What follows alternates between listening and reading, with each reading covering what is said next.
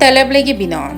Talablarga 20 yoshimda dekabr oyida turmushga chiqdim. To'yim bo'ldi. To'ydan keyin esa qanaqa oilaga kelin bo'lib tushganim tushunib yetdim. Erim yaxshi edi, qaynonam ham. Lekin qaynota yomon bo'lsa juda ham qiyin ekan. U oilada hech kimning o'rni yo'q ekan. Uyimizda gaz yo'q edi. Har kuni soat 4 da oynamizda taqillatib qaynotam uyg'otardi.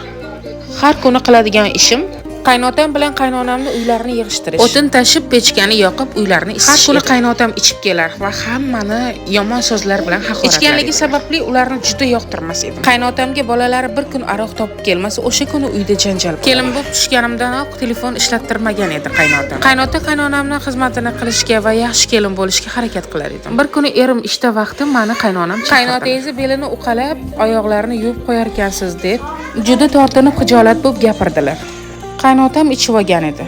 Chaqir anuni, nega kelmayapti? Juda yomon so'zlar bilan haqorat qildi. Qaynonam juda ham eridan qo'rqqanidan qo'llar qaltiroq bo'lib. Xullas qaynotam oldimga kelib, oyog'imni yuvib qo'yasan deb juda baqirdi. Qochganimcha xonamga bekerimga telefon qilay desam, telefonim ham yo'q. Qochib chiqib ketib, uyimdagiligi bor haqiqat. Faqat meni onam tushunar edi. Adam esa uyingga ket dedi. Chidab yashagin deb tushuntirishdi.